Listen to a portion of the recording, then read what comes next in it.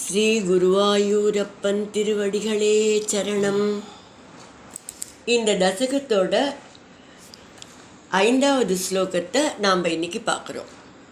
முதல்ல வார்த்தைகளை பிரித்து சொல்லலாம், பிறகு ஒவ்வொரு வரியும் சேர்த்து சொல்லலாம். தம் நாரதஸ்து சமமங்கிர சாதயாலுஹு तं नारदस्तु सममङ्गिरसादयालुः सम्प्राप्य तावदुपदर्श्य सुतस्य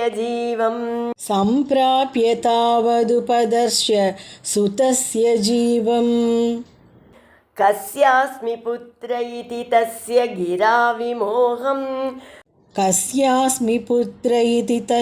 गिराविमोहम् त्यक्त्वा त्वदर्चनविधौ नृपतिं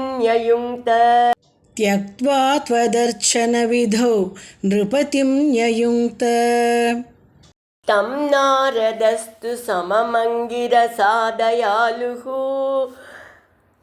सम्प्राप्य तावदुपदर्श्य सुतस्य जीवम् तं नारदस्तु सममङ्गिरसादयालुः सम्प्राप्य तावदुपदर्श्य सुतस्य जीवम् कस्यास्मि पुत्र इति तस्य गिराविमोहं त्यक्त्वा त्वदर्चनविधौ नृपतिं न्ययुङ्क्त कस्यास्मि पुत्र इति तस्य गिराविमोहं त्यक्त्वा त्वदर्चनविधौ नृपतिं न्ययुङ्क्त.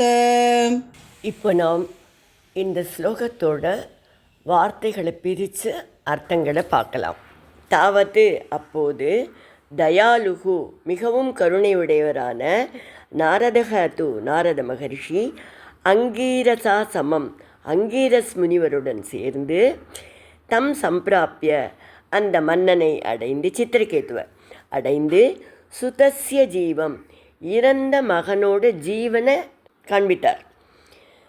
அந்த ஜீவன் என்ன கேட்டதுன்னா, கஸ்ய புத்திரக அஸ்மி, நான் யாருடைய மகன், இதி தஸ்ய கிரா என்று அந்த ஜீவாத்மா கேட்ட வார்த்தையினால, விமோகம் தியக்த்வா மன்னனது மனமயக்கத்தை நீக்கி, த்வத் அர்ச்சன விதௌ உங்களை வழிபடும் முறைகளில், நிருபதிம் அந்த மன்னனை, ன்யயுங்க்த ஈடுபடுத்தினார். இப்போ இந்த ஸ்லோகத்தை முழுவதுமாக பாராயணம் பண்ணி இதோட முழு அர்த்தத்தையும் பார்க்கலாம். தம் நாரதஸ்து சமமங்கிரசாதயாலுஹு